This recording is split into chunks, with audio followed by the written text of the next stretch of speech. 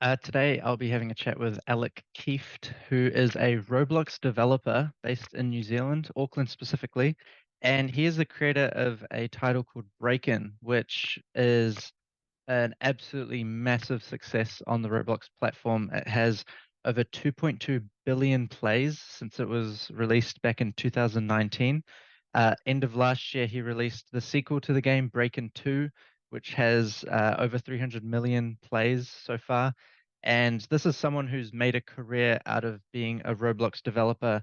And I have a quick chat with him just to understand some of the ins and outs of what developing on Roblox means, understanding the culture and the ecosystem that it's like, maybe some advice as well for any developers wanting to explore Roblox as a platform. So I hope you enjoy the chat and let me know what you think below. Thank you. All right, thank you, Alec, for joining me. Alec, or should I call you Cracky? Like, are you known as Cracky for Cracky 4, like in your Uh, space in your community? I prefer Alec. It feels a bit jarring, I think, to be called Cracky. It's a bit weird, yeah.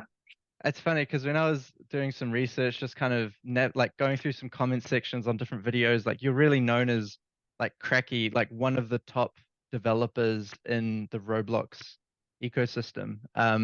And just for people that aren't aware, you are the developer of Break-In and Break-In 2, which are some of the most popular games on Roblox. And just the whole idea of user generated content and this whole UGC space that has been growing with Roblox leading the way, Fortnite, Minecraft being other examples of platforms that offer like tools for developers to create their own games. I'm really just curious about the success that you found in such like an early stage and how that environment's changing over time as UGC is kind of maturing. So I guess you released Break Into at the end of last year. Um, I'm curious to know like what your lifestyle is like now. Are you struggling as a developer? Are you comfortable? Are you working on another game? Like what's on your mind in terms of your game development journey for the next few years? I think, yeah, I think something that I struggle with is just having very little accountability. Uh, Being a person who sort of has to self-motivate and has sort of no one to, no boss or anything like that means it's up to me to sit down and just like crack on with work, even when like you get passive income from the Roblox games and things like that. So the money is no longer like it's no longer in the sort of do or die phase it used to be post uni, but now you can sort of relax and take things easy, and it's I'm finding it a little bit difficult to yeah I guess light that fire under me that I used to have, but currently trying that again, and I've like trying to just sit down and do like a few hours every day and eventually like ramp that up to full work days again. And I've even hired someone to like sort of keep me on task and keep track of me and everything, which is it seems like such an insane thing to do, but yeah, I talk to a lot of my friends who are in this space and they sort of have similar problems. We're all struggling to like get back into it, to switch back on after a burnout period or after taking a break after a success or whatever it may be.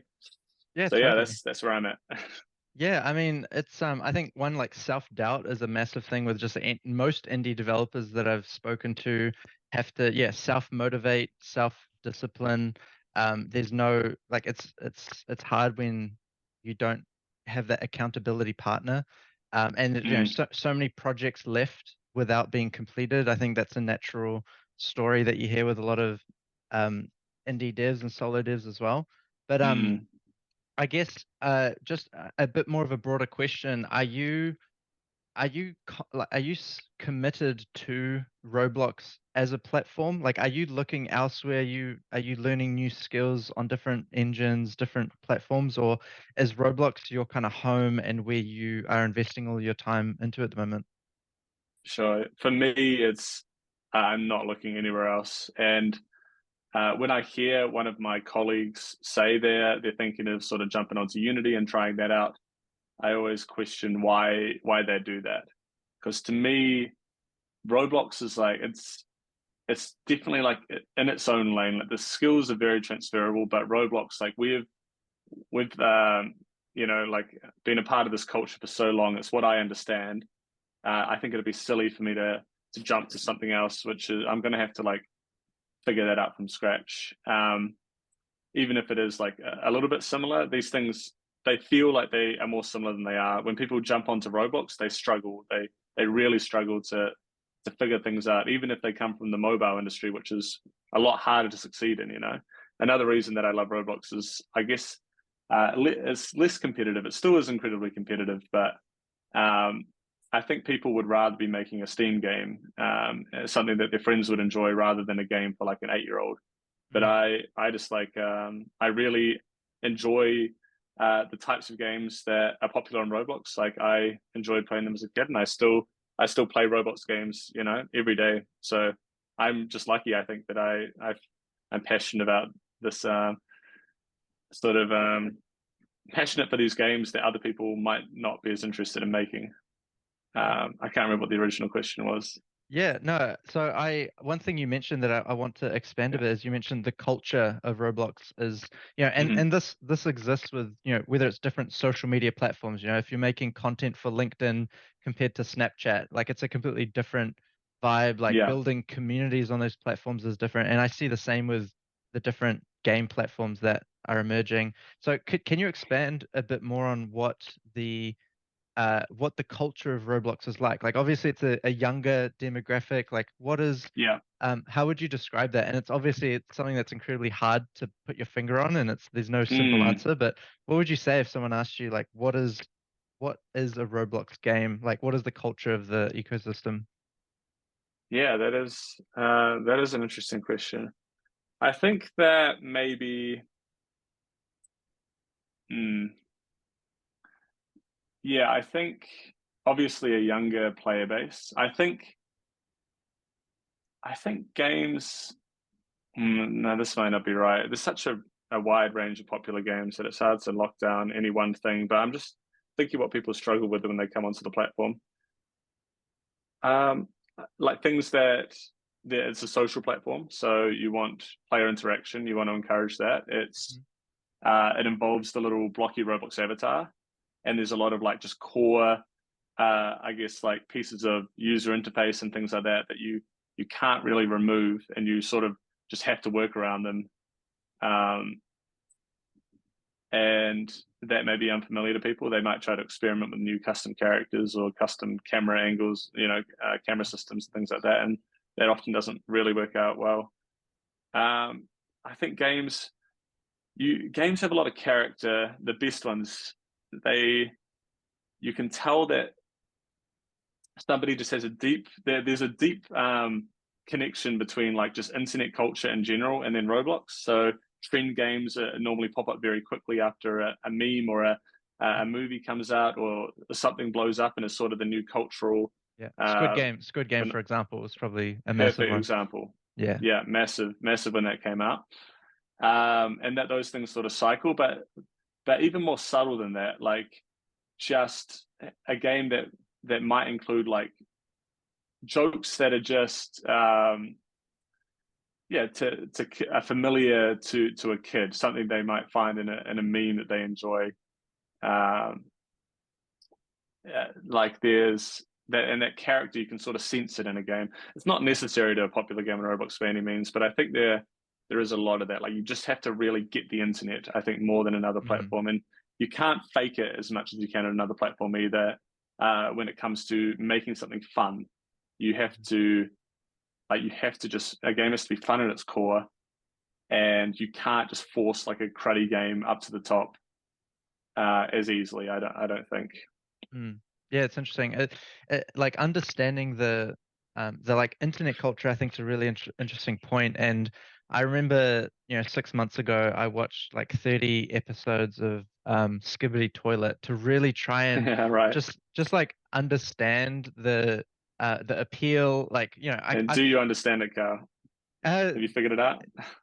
You lost a lot of brain cells doing that, but have you figured it out? have I figured it out? I mean, I mean, what's really funny is just understanding how that came to existence. I'm really fascinated about that. But I don't Yeah, I very rarely get sucked into a meme. I'm more like looking at how a meme gets created and then for sure. admiring the thing that gets popular.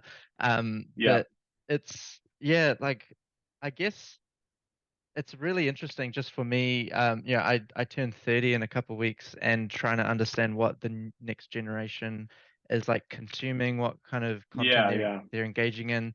But yeah, I think internet culture is so fascinating because as each year goes on, there's more people packed into the internet and there's more people using it and the algorithms are giving things to different people. And just yeah. one question I had for you about Roblox was do you feel like you're growing up with like do you think that there's people now 8-year-olds starting to play Roblox as well as like 16, 17-year-olds people that have like grown up with the platform Yeah, and are there games being tailored to them and so like Roblox is kind of catering to multiple generations now or do you think it's that people kind of leave the platform and it kind of sits in its own bucket of the target demographic of people that play Roblox? Well, yeah, like what are your thoughts on that?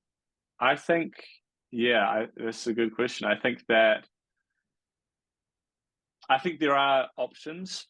Just because of the quantity of games coming out, there are now options for like all age groups of players. So when you age out of a certain type of game, there'll be other options. I think, but not maybe as explicitly as you're describing. So I think in a roundabout way, yes. The other thing I'll say is there's an anime genre on Roblox now, which is sort of one of the biggest genres on the platform, where you play as like anime characters with all these powers and abilities, and you fight and you do quests and everything and get stronger. And that is very popular with the older audience. And when I used to play Roblox back when I was a kid, there that wasn't an option for me. Like there wasn't this huge category of games that was built for an older audience. Hmm. So in that way, I'd say yes, they're aging up, and like it's in the numbers you can see it. Like Roblox is aging up, but I'm not sure that myself as a developer who started making these games tailored to a younger audience, I haven't eventually like, over time started like making games for older kids as I've gone along. Like I sort of pivot between them. The game I'm working on currently is like, which I probably will never get released, but that might be for a slightly older audience. But then I might pivot back to something for a really young audience. It's just sort of whatever I'm feeling. So in that sense, I don't think that the developers who are aging up are making older games. Not really. Oh, yeah, Yeah, no, that's a fascinating conversation, and I'm sure there's a lot of people that get paid hundreds of thousands of dollars to answer those questions as well, like for yeah. big companies. And yeah, it's not a straightforward answer of like how trends happen, how platforms evolve over time. Um, I I want to ask you about your very first game that you published on Roblox and like how things were back then. But I also Sure. um I kind of want to ask this question first, just in case we do run out of time. If there was a developer, an indie dev that maybe made a prototype or like an early access game on Steam, or someone in New Zealand that has the skills to develop, and like you said, they're transferable between the Roblox game engine and Unity, for example. What advice would you give to someone wanting to enter into the Roblox space and create Mm, games on Roblox? yeah. I think that I think it's a hard thing to force, and I've seen this over the years. More and more external developers have moved onto the platform because there's money. There's money to be made from the platform. That's the main motivation, and they sort of come in and they either try to make something that they would have made on Unity or on the App Store, and it just doesn't work on Roblox in the same way, or they try to take something that's already working and mimic it, but do a worse sort of theme or dress it up differently in a way that players don't like. And so it's tricky unless you really like understand Roblox as a platform and have interest in the platform, like you play games and you enjoy them, and you sort of think I sort of understand this, and I think I know what players would like. it's very difficult. My suggestion would be, I have a few things. Yeah, like for one, I think like you might just have to keep trying things, and trying and failing is easily the fastest way to figure Roblox out, because you'll eventually start to pick up on this is working, this is not working. I think that's a fairly universal piece of advice though for any venture into any new platform. I would say stick to themes. This is a big mistake I see people making. Stick to themes that are just obviously very popular with kids. So people kind of come onto Roblox and they think kids might enjoy, like they'll take a game idea, but then they'll say, but now we're going to make it so you have to, you're a dragon and you make pancakes or something, like this idea that might come out of a children's storybook. But that in practice, that just doesn't work in Roblox unless you really kind of know how to create it. Like that sort of real, like honing, like connecting to the child's imagination. It doesn't work in that way. What does work is games about role playing as a family, or role playing as having a job making pizzas, or like military games, or like things that are very tangible that kids see adults do and want to imitate. And you can literally look at the top games on the platform and see, all right, a murder mystery game works really well, or a game about like owning a cat and a dog, like very obvious things, and just stick to those. I'd caution people about trying to do some real weird niche thing to be original, but kids just don't seem to like it. The other piece of advice, this is a more niche piece of advice that I was sort of thinking of the other day, and is more maybe applicable to a kid who's already knows the platform and is sort of wanting to transition from playing to making games, is I've noticed that over the years there's been these categories of Roblox games that they're like trend games. So a great example, I don't know how familiar you are with Roblox, but there was a game called Piggy, where you're basically in a house. There's an evil pig controlled by a player chasing you, and you have to find keys. So the red key unlocks the red door, and behind the red door there might be a yellow key which unlocks the yellow door, blah blah blah. So it's like an escape room mixed with you being chased by another player who's an enemy. And then there were like hundreds of imitator games made on this because it was easy to make. You could like kind of get creative with it and make your own interesting maps, make your own bad guy, but the structure was there. So they had the template, and none of them did as well as Piggy. But all these imitators came out. It was a great sort of like springboard for a lot of people to launch their careers. And even story games, what I did with Break-In. Everyone was making these story games. They all had roughly the same events. Like there wasn't a lot of like creativity involved. There was a structure there that you could follow. And even now in Roblox, these are sort of these trend games are manifesting in different ways, but they're still at their core the same thing, where it's a game that's taken off, which is very creative.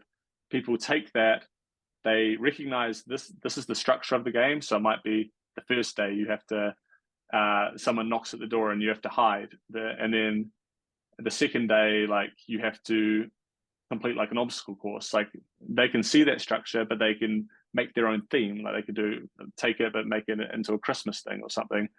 And I'd recommend that people sort of try that. If you're like a game dev though, that doesn't really apply. Like if you're a serious Unity guy, you might not want to be doing that, but that's a great place to start anyway, because these trend games, kids want more of them. They're easy template to follow. You can sort of figure out why this variety of game is doing well. Like by making it, you can start to see, okay, this is working because the players are all like hiding together. So it feels very like there's a lot of like player interaction in that way.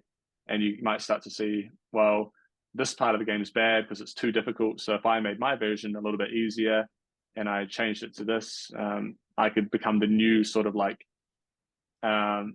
poster child of this game genre. And that's what happened with Break-In and the story game genre. I sort of made the best one by looking at that genre, which is scrappy and it was being imitated. And I thought, how do I make this the best version of the genre that it can be? And then I did it differently and it took off, and other people did it differently and their games took off. And yeah. That was long-winded. I hope that was an okay answer. Oh no, there's tons of really good advice in there. Thank you for sharing all those bits. And I can just tell that you're, the cogs are turning in your head, that you've seen like hundreds probably of projects of people wanting your thoughts on, and that you've just got so much knowledge built up. And I think that's what is great is you've kind of built a moat around yourself, or just like Roblox has this moat where there is no simple answer to success, that you really need to invest the time and effort into understanding the community. And yeah, I think that's great. Um, I was actually just wondering, was battle royale as a genre, did that get into Roblox? Because that kind of like 5-10 years ago with PUBG, Fortnite, Apex, now Call of Duty, like battle royale really kind of dominated the space for a while. But I don't did Roblox cater to that genre at all? Mm, it, it appeared, and it did all right, but not to the same degree as it has on other platforms.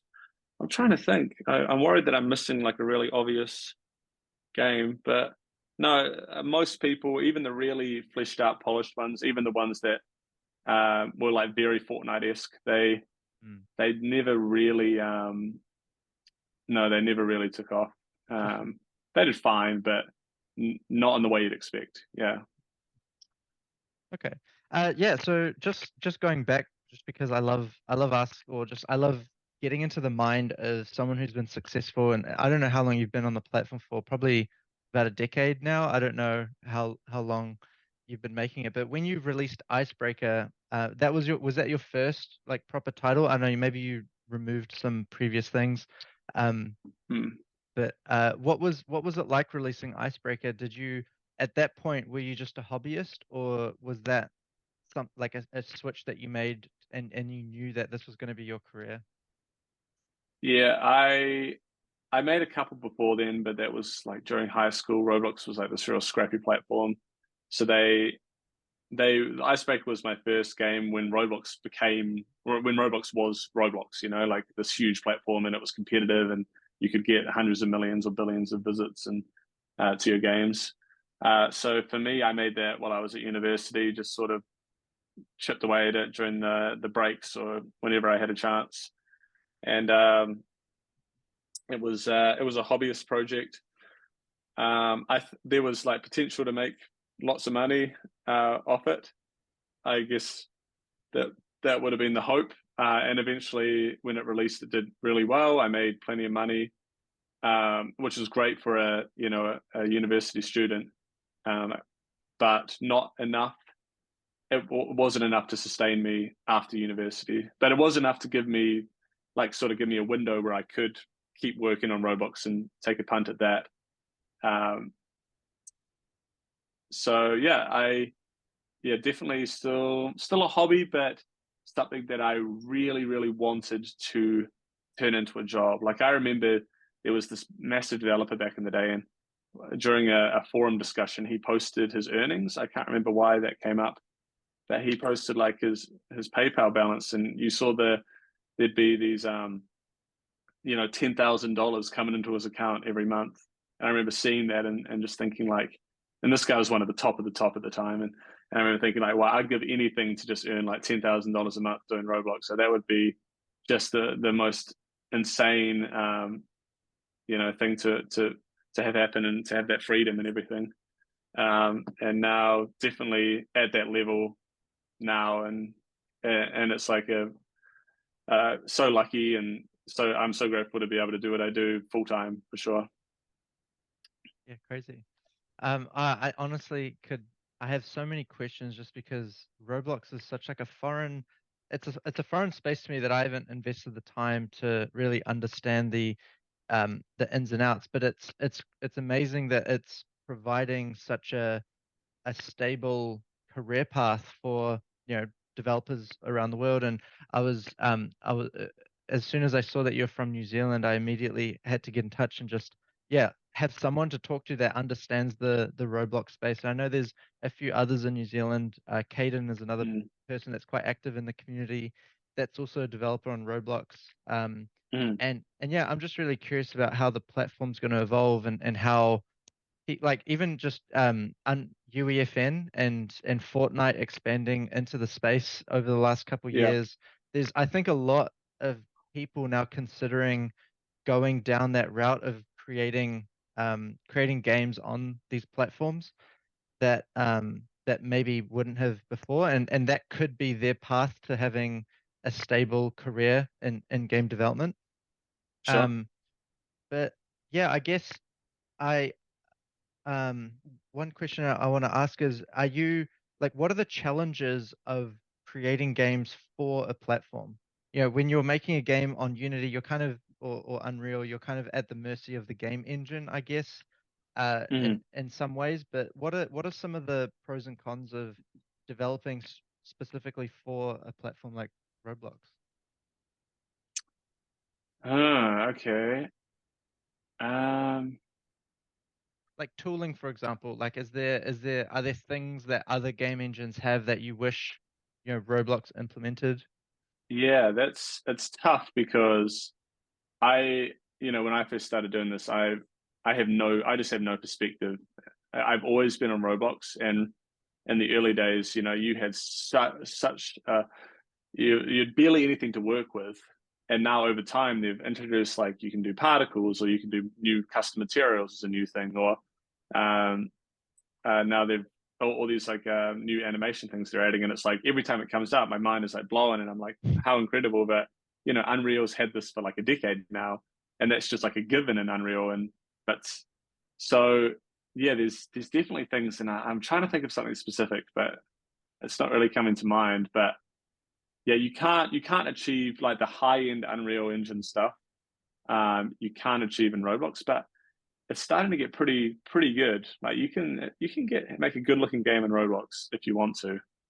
Most people don't, because they just don't know how. Because similar to me, they've sort of grown up just making, whatever, without like a lot of thought put into how the game looks, or just because players don't seem to love that. To be honest, I think, yeah. But what are we lacking in Roblox? I don't know. It's a tough one for me to answer, just because I haven't had a lot of experience with other platforms, and I guess I just don't know what I'm missing. Yeah. I'm trying to think of some pain points for me specifically. Um, I guess it's tough. Yeah, I can't really think of a lot for this one. Sorry. Oh, that's all good. Yeah, I think that might be all we have time for, because any question I think can just go down these rabbit holes um that we won't have time for. But I really appreciate your time and just sharing some of your advice and thoughts. It's been really insightful for me, just getting a bit of a glimpse into just, yeah, what it's like. And just I think the main takeaway is just understanding how you grew up with Roblox, and that is your home, and that is where you feel comfortable developing. And it's not like you know every single game engine and that you're choosing that.